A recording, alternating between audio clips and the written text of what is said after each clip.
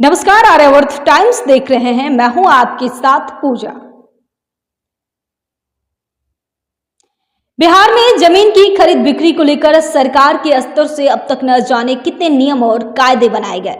बीच बीच में high court द्वारा भी राज्य सरकार को निर्देशित किया जाता रहा है। इसके आलोक में नियम और कानून में संशोधन किए जाते हैं ताकि जमीन की खरीद बिक्री में कोई भी फर्जीवाड़ा न हो सके और सूबे के लोग जो है आसानी से अपना काम कर सके और जमीन की बिक्री कर सके। वैसे भी बिहार में भूमि विवाद और जो है फर्जीवाड़े को कम करने के लिए सरकार जितनी भी कोशिश करती है वह और ज्यादा पेचीदा मामला बन जाता है। बहरहाल सुप्रीम कोर्ट के हस्तक्षेप से जमीन की खरीद बिक्री में एक नया मोड़ आ गया है। चलिए आपको बताते हैं आखिर कौन सा मोड़ आया है। सुप्रीम कोर्ट के स्तर से हाई कोर्ट के आदेश में हस्तक्षेप किए जाने से जमीन की खरीद बिक्री करने वालों को बड़ी राहत मिली है। पटना हाई कोर्ट के एक आदेश के बाद जो है सूबे में जमीन की खरीद बिक्री काफी कम हो गई है। दरअसल आदेश में यह क्लियर कहा गया था कि बिना दाखिल खारिज के जमीन की खरीद बिक्री नहीं होगी और इससे मामला बहुत ज्यादा पेचीदा हो गया था।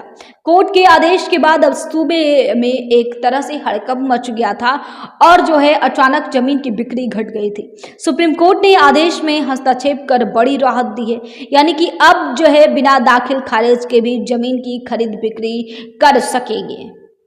सुप्रीम कोर्ट ने हाई कोर्ट के आदेश पर जो है फिलहाल रोक लगा दिया। आवेदक की ओर से जो है वरीय अधिवक्ताओं ने जो है सुप्रीम कोर्ट को जानकारी दी थी कि बिहार सरकार के द्वारा जो है 10 अक्टूबर 2019 को बिहार निबंधन नियमावली नियम 19 में संशोधन कर दिया गया है और इसमें एक नया नियम जोड़ दिया गया है, यानी कि जमीन की खरीद बिक्री या दान तभी हो सकता है जब जमीन बेचने एवं दान देने वालों के नाम से जमीन है। यानी कि संशोधन के खिलाफ जो है हाई कोर्ट में याचिका भी दाखिल किया गया था, लेकिन जिसे हाई कोर्ट ने जो है सही करार देते हुए चुनौती देने वाली याचिका को जो है खारिज कर दी थी। वही आपको बता दें कि जिसके नाम से जमीन की जमाबंदी होगी वही जमीन की बिक्री कर सकेंगे।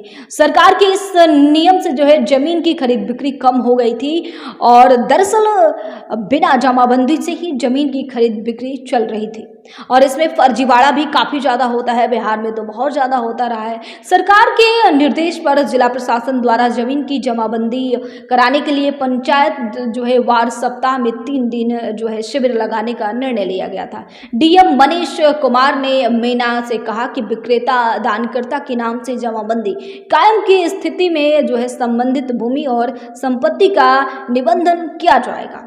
इस स्थिति में हो जिन परिवारों के जमीन जो है उनके पूर्वजों के नाम से हो, उनके दादा मामा चाचा के नाम से हो, वो अपने नाम से जो है आपसी बंटवारा अब तक नहीं किए हों तो अपने अपने नाम से जमाबंदी जो है होर्डिंग कायम नहीं कराई गई है और उनकी सुविधा के लिए जो है अंचल सुरजिती में जमाबंदी में छूट खाता और अवधि और लगान के लिए जो है पारिवारिक बंटवारा हेतु वंशावली तैयार करने के लिए सप्ताह में 3 दिन मंगलवार, बुधवार और शुक्रवार को पंचायत भवन या ग्राम कचहरी और सामुदायिक भवन में विशेष शिविर का आयोजन किया जाएगा।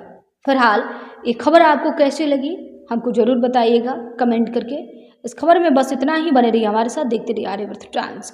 हमारे चैनल को लाइक करें, सब्सक्राइब